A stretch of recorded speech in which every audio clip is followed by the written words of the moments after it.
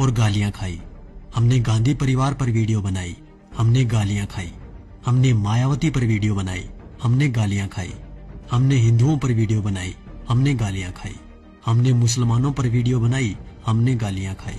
अब तो गालियों की आदत सी हो गई है। तो अब हो जाइए तैयार फिर से, क्योंकि ये वीडियो कुछ लोगों के शरीर में घी का काम करेगी और कुछ लोगों के मिर्च का। पर हमारा काम है सच्चाई से आपको रूबरू करवाना। आज की इस वीडियो में हम आपको बताएंगे सत्ता पाने का काला राज, जो मोदी जी बहुत अच्छे से खेल गए।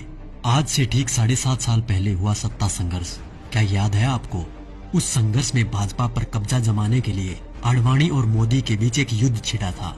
सुलह समझौता राजनाथ सिंह ने करवाया था। नितिन गडकरी ने भी महत्वपूर्ण भूमिका अदा की थी। दरअसल हुआ क्या था 7.5 साल पहले? तो चलिए हम आपको बताते हैं कि 7.5 साल पहले झगड़ा किस बात पर था।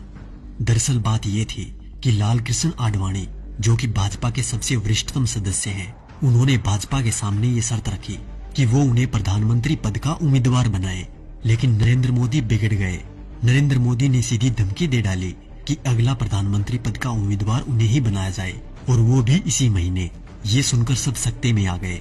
खबर जैसे ही दिल्ली पहुंची, आनन फानन में भाजपा हाईकमान की मीटिंग हुई। नरेंद्र मोदी और आडवाणी दोनों के बीच सुलह करवाने का प्रयास हुआ और अंत में ये निर्णय लिया गया कि चुनाव लड़ने के लिए धन की व्यवस्था आडवाणी और मोदी में से जो भी करेगा, पार्टी उन्हें ही प्रधानमंत्री पद का उम्मीदवार बनाएगी। अपने 12 साल के गुजरात के शासन के दौरान नरेंद्र मोदी की मित्रता कुछ बड़े उद्योगपतियों के साथ थी, जबकि आडवाणी के साथ ये सुविधा नहीं थी। धन की व्यवस्था करने में नरेंद्र मोदी सफल रहे। अब उसके बाद घटनाक्रम धीरे धीरे बदलने लग गया। पूंजीपतियों ने भाजपा के सामने शर्त रख दी कि भाजपा को तभी धन उपलब्ध करवाएंगे जब नरेंद्र मोदी को प्रधानमंत्री पद का उम्मीदवार पार्टी घोषित कर दे। भाजपा को पूंजीपतियों के दबाव के आगे झुकना पड़ा और नरेंद्र मोदी को प्रधानमंत्री पद का उम्मीदवार बनाना पड़ा। आडवाणी नाराज होकर कोप भवन में बैठ गए। उसके बाद धीरे धीरे घटनाक्रम बदला। लोकसभा चुनाव प्रचार के दौरान मुकेश अंबानी ने देश में 22 चैनल खरीद लिए।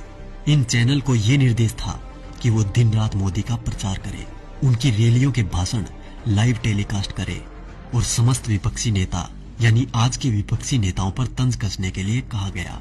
मायावती, अखिलेश, केजरीवाल, राहुल गांधी, सोनिया गांधी, लालू समेत तमाम नेताओं पर तंज कसने के लिए कहा गया। मीडिया ने ये काम बखूबी किया भी। तकरीबन 600 वेबसाइटों को मुकेश अंबानी ने खरीद लिया। नरेंद्र मोदी ने 400 रैलियां की थी। इन रैलियों का खर्चा अपने 67 पूंजीपति मित्रों के द्वारा उठाया गया। नरेंद्र मोदी को चुनाव प्रचार करने के लिए एक हेलीकॉप्टर दिया गया था। ये हेलीकॉप्टर चुनाव प्रसार के लिए अडानी ने दिया था। जैसे ही परिस्थितियां थोड़ी बदली, देश के प्रधानमंत्री मोदी जी बन गए।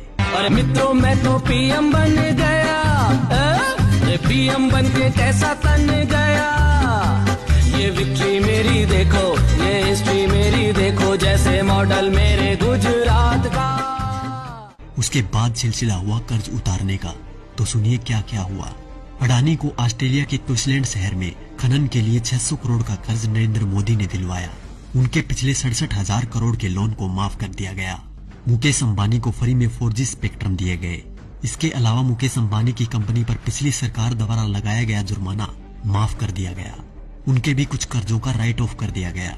दैनिक जागरण अखबार ने लोकसभा प्रचार के दौरान नरेंद्र मोदी का बखूबी साथ दिया था, इसलिए इस अखबार के मालिक को मोदी जी ने राज्यसभा में सांसद बना दिया।